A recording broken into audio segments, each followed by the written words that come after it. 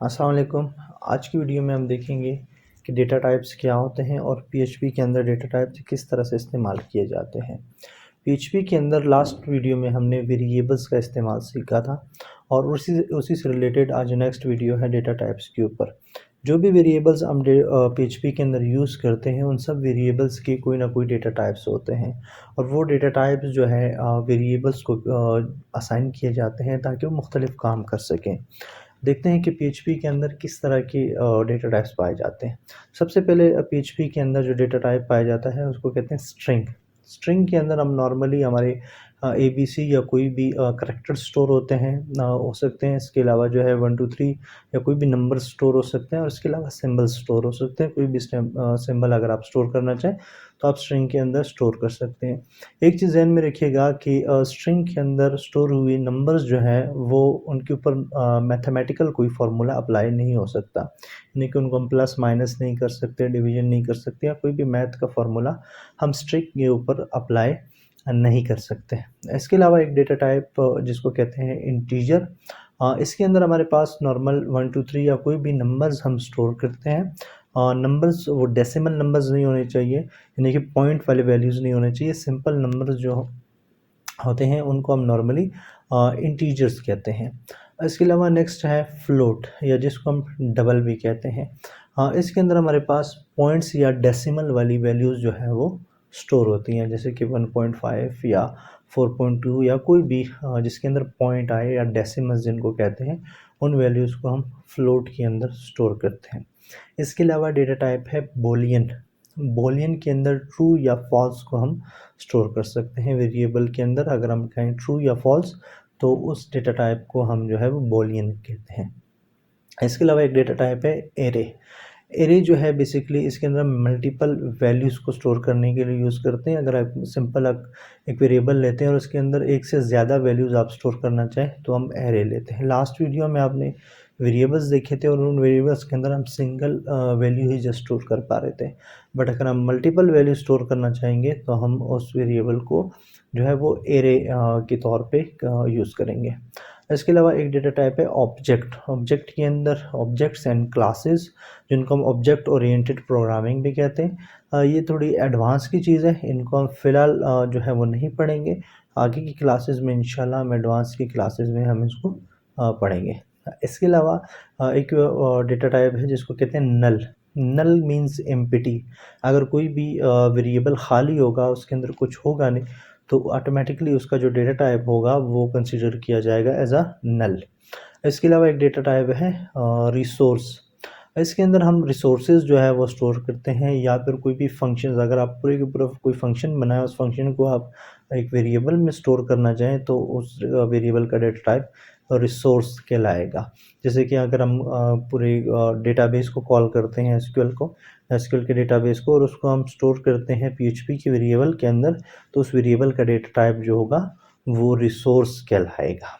अच्छा, इनको ज़रा प्रैक्टिकली देख लेते हैं। लेट्स सपोज़ अगर मैं कोई वेरिएबल बनाता हूँ, एक चीज़ यहाँ पे ज़हन में रखिएगा कि कोई भी अगर आप और प्रोग्रामिंग लैंग्वेज यूज़ करते हैं उसके अंदर आपको डेटा टाइप बताना पड़ता है। अगर आप कोई वेरिएबल बनाते हैं तो उसको आपने खुद ही मैनुअली बताना पड़ता है कि इस वेरिएबल के अंदर किस तरह का डेटा स्टोर होगा। जैसे कि अगर आप सी प्लस प्लस की एग्जांपल ले लें, वहाँ पर अगर आप वेरिएबल लेते हैं तो आपको पहले डेटा टाइप लिखना पड़ता है। जैसे मैंने इंट मीन्स इंटीजर ये लिख दिया, उसके बाद आप वेरिएबल का नाम लिखते हो और उसके बाद आप उसके अंदर वैल्यू स्टोर करते हो। तो इसमें आपने ख़ुद बताना होता है कि जो वेरिएबल ए है इसका डेटा टाइप क्या होगा, बट पीएचपी के अंदर ऐसा नहीं है। पीएचपी के अंदर जस्ट आप डॉलर का साइन लेते हैं और उसके बाद वेरिएबल का नाम बताते हैं और उसके बाद आप इसमें वैल्यू स्टोर कर देते हैं। पीएचपी खुद ब खुद कंसीडर करता है कि इसके अंदर किस तरह का डेटा स्टोर हुआ है और ऑटोमेटिकली इस वेरिएबल को एक डेटा टाइप असाइन कर लेता है उसके डेटा के हिसाब से। जैसे कि अब मैंने यहाँ पर एक वेरिएबल ए बनाया और उसके अंदर हमने ए बी सी को स्टोर किया, और अगर अभी हम इसका डेटा टाइप देखना चाहें कि पीएचपी ने इसको क्या डेटा टाइप असाइन किया है, तो मैं सिंपली मैं इसको डंप करता हूँ, वेरिएबल अंडरस्कोर डंप। ये एक सिंपल सा फंक्शन है जो कि वेरिएबल के स्ट्रक्चर को शो करता है कि वेरिएबल का डेटा टाइप क्या है या उसके अंदर क्या चीज़ स्टोर्ड है या उसका लेंथ कितना है, उसके अंदर कितनी वैल्यू स्टोर्ड है। तो उसको देखने के लिए सिंपल सा फंक्शन है वेरिएबल अंडरस्कोर डम्प। अच्छा, अगर हम इसको सेव करके रिफ़्रेश करते हैं तो ये जो है एक स्ट्रिंग वैल्यू हमने इसके अंदर स्टोर की गई है ABC, और उसकी जो लेंथ है वो 3 है और ABC इसके अंदर स्टोर है और उसका डेटा टाइप जो है वो स्ट्रिंग है। जब भी आप वेरिएबल में डेटा स्टोर करने के बाद इन कोटेशंस का, चाहे सिंगल कोटेशन हो चाहे डबल कोटेशन, आप इनको यूज़ करते हैं तो PHP ऑटोमेटिकली उसको स्ट्रिंग कंसीडर करता है। अगर हम इसमें नॉर्मली 1 2 3 भी लिखें तो उसको भी PHP एज अ स्ट्रिंग लेगा। देखिए अब भी इसके अंदर स्ट्रिंग ही है, और अगर हम इसके अंदर कोई भी सिंबल यूज़ करते हैं उसको भी PHP as a string consider करेगा। तो इस तरह से हमने ये वैल्यू डाली, ये भी स्ट्रिंग है। अगर हम यहाँ पर इन कोटेशंस के बगैर 1 2 3 लिखते हैं तो ये जो है इसको इंटीजर कंसीडर करेगा। अब अगर हम इसको रिफ़्रेश करते हैं तो एक इंटीजर है जिसमें 1 2 3 स्टोर्ड है। याद रखें कि इसके अंदर आप वैसे ABC नहीं लिख सकते क्योंकि वो स्ट्रिंग है, और अगर आप इस तरह से लिखेंगे विदाउट कोटेशंस तो एरर दे देगा। आप सिंपल नंबर्स को विदाउट कोटेशन लिख सकते हैं। इसी तरह अगर मैं 1.2 लेट सपोज लिखता हूँ या 1.5 लिखता हूँ, दैट्स मीन कि ये एक फ्लोट या डबल वैल्यू है। अगर हम इसको चेक करें तो यहाँ पर आप देखेंगे कि इसका डेटा टाइप जो है वो फ्लोट है जिसके अंदर 1.5 स्टोर्ड है। या कोई भी आपके पास डेसिमल या पॉइंट वैल्यू होगी उसको फ्लोट या डबल PHP कंसीडर करेगा। इसके अलावा नेक्स्ट जो डेटा टाइप है उसको कहते हैं बूलियन, यानी कि ट्रू और फॉल्स। अगर मैं वेरिएबल A के अंदर वैल्यू स्टोर करता हूँ ट्रू, तो दैट्स मीन कि इसका डेटा टाइप जो है वो बूलियन है। यहाँ पर अगर आप देखेंगे तो ये बोल लिख रहा है, दैट्स मीन बूलियन, और इसके अंदर जो है वो ट्रू स्टोर्ड है। इसी तरह अगर मैं फॉल्स लिखूँगा तो इसको भी ये जो है वो बूलियन कंसीडर करेगा और यहाँ पर आपको ये बूलियन ही देगा। इसके अलावा नेक्स्ट जो डेटा टाइप है इसको कहते हैं एरे। अब एरे बेसिकली आपको यहाँ पर लिखना पड़ता है, और क्योंकि एरे के अंदर हम मल्टीपल वैल्यू स्टोर कर सकते हैं तो उसके बाद आपको ये जो है ब्रैकेट्स यूज़ करने पड़ते हैं, और इसके अंदर आप जो है वैल्यू स्टोर कर सकते हैं और कॉमा लगा सकते हैं। लेट सपोज मैं एक पर्सन के बारे में लिखता हूँ कि उसका नाम जो है वो अली है और उसकी एज जो है मैं कहता हूँ 18 ईयर है, और लेट सपोज उसकी क्लास जो है वो 5th है। तो मैंने मल्टीपल वैल्यूज़ यानी कि 3 वैल्यूज़ यहाँ पे एक ही वेरिएबल को दिए हैं। तो इस तरह के मल्टीपल वैल्यूज़ जो है, एक से ज़्यादा वैल्यूज़ अगर आप स्टोर करना चाहें किसी भी वेरिएबल में तो उसको आपको एरे में यूज़ करना पड़ेगा।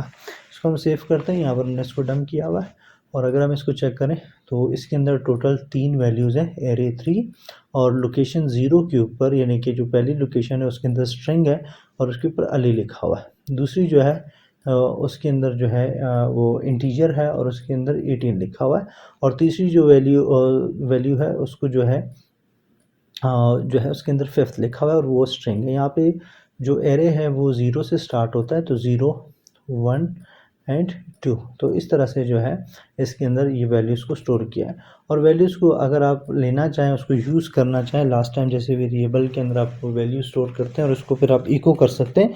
यहाँ पर अगर आप इको करना चाहें तो डायरेक्टली आप इस तरह से नहीं लिख सकते क्योंकि इसके अंदर एक डेटा नहीं है, इसके अंदर मल्टीपल वैल्यूज़ है। अगर आप इसको सिंपली इको करेंगे तो फिर ये एरर दे देगा।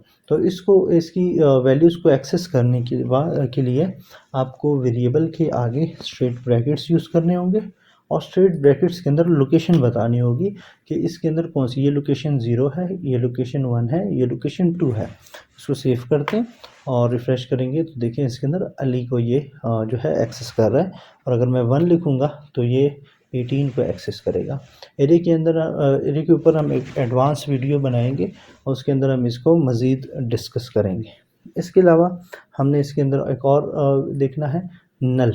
अगर लेट सपोज मैं इसके अंदर वैल्यू स्टोर करता हूँ 5, तो ऑफ कोर्स इसकी जो इस वक्त डेटा टाइप है वो इंटीजर है। अगर हम इसको जो है वेरिएबल को डंप करें